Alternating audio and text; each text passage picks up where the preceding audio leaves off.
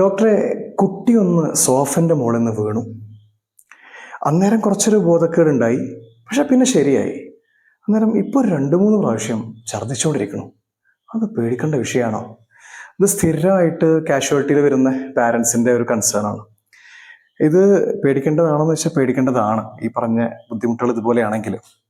കാര്യം ആ സമയം ബോധക്കേടുണ്ടായി, പിന്നെ വോമിറ്റിംഗ് ഉണ്ടായി, കുട്ടി കലശലായ തലവേദന പറയുന്നു, കുട്ടിയുടെ ആക്ടിവിറ്റി കുറവ്. ഇപ്പം പറയാൻ പറ്റാത്ത കുട്ടികളാണെങ്കിൽ അവർ ആക്ടിവിറ്റി കുറഞ്ഞായിരിക്കും കാണിക്കുന്നുണ്ടാവുക. ഇങ്ങനത്തെ ബുദ്ധിമുട്ടുകളൊക്കെ ഉണ്ടെങ്കിൽ അത് ഒരു പക്ഷേ ഒരു ട്രൊമാറ്റിക് ഹെഡ് ഇഞ്ചുറിയുടെ ഒരു സിംറ്റംസ് ആയിരിക്കാം. അപ്പോൾ ഏറ്റവും അടുത്തുള്ള സെൻറ്ററിൽ വന്ന് കുട്ടീനെ ഒബ്സർവ് ചെയ്യേണ്ടതാണെങ്കിൽ ഒബ്സർവ് ചെയ്യണം. എന്തായാലും ഒരു ED ഫിസിഷ്യൻ നിങ്ങളെ കറക്റ്റ് ഗൈഡ് ചെയ്യും CT എടുക്കേണ്ടതാണോ എന്നുള്ളത്. CT എടുക്കേണ്ടതാണെങ്കിൽ അവരെടുക്കുന്നുണ്ടാവും, അതിനുശേഷം ന്യൂറോസർജനെ കാണിക്കുന്നുണ്ടാവും. മോസ്റ്റ് ഓഫ് ദി ടൈം ഇങ്ങനത്തെ കുട്ടികൾക്ക് ഒന്നും വേണ്ടി വരാറില്ല. പലപ്പോഴും ചെറിയൊരു ബ്ലീഡോ മറ്റൊക്കെ ആയിട്ട് അത് കഴിഞ്ഞ് കിട്ടാറുണ്ട്.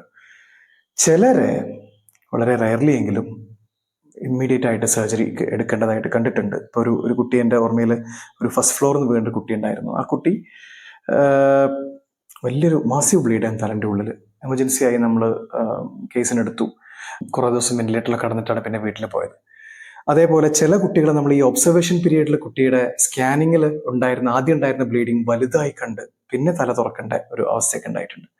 അപ്പോൾ ഇത്രയും വിഷയങ്ങൾ ഉണ്ട്. ഒരു കുട്ടിയുടെ ഒരു ട്രിവിയൽ ഫാള് പോലും, നമ്മൾ വിചാരിക്കുന്ന വീട്ടിൽ നിന്നുണ്ടായ ഒരു ട്രിവിയൽ ഫാള് പോലും പലപ്പോഴും ഇങ്ങനെ ഒരു സിനാരിയോയിലേക്ക് കൊണ്ടെത്തിക്കാറുണ്ട്. ഓക്കെ, അപ്പം ഞാൻ ഒന്നുകൂടെ ലിസ്റ്റ് ചെയ്യാം. ആ സമയത്തുണ്ടാകുന്ന ബോധക്ഷയം, ഛർദി, കലശലായ തലവേദന, അപസ്മാരം, ആക്ടിവിറ്റി കുറവ്, ഭക്ഷണം കഴിക്കായിക തുടങ്ങിയിട്ടുള്ള എന്തെങ്കിലും സിംറ്റംസ് കുട്ടികൾ കാണിക്കുന്നുണ്ടെങ്കിൽ എത്രയും പെട്ടെന്ന് അടുത്തുള്ള ഒരു മെഡിക്കൽ സർവീസിലോട്ട് എത്തിക്കുക എന്നുള്ളതാണ്. ഓക്കെ, ഒരു പുസ്തകത്തിൽ വായിച്ച പോലെ ലോങ് ടേം ഒപ്റ്റിമിസത്തിന് ഷോർട്ട് ടേം പെസിമിസം നല്ല എന്ന് പറയും. അതായത് ദീർഘകാല ശുഭാപ്തിക്ക് വേണ്ടി ഒരു ഷോർട്ട് ടേം ഹ്രസ്വകാല ബേജാറ് നല്ല എന്ന് പറയും. കാര്യം കുട്ടികൾ ഇതുപോലത്തെ വീഴാൻ ചാൻസ് ഉള്ള കാര്യങ്ങളിലൊക്കെ പോകുമ്പോൾ അവിടെ നമ്മൾ കൂടുതൽ കൺസേൺ കാണിച്ച് നമ്മൾ വരാതിരിക്കാൻ നോക്കുക എന്നുള്ളതാണ്. നമ്മുടെ കുട്ടികൾക്ക് ഇങ്ങനത്തെ ഒന്നും വരാതിരിക്കട്ടെ. നന്ദി.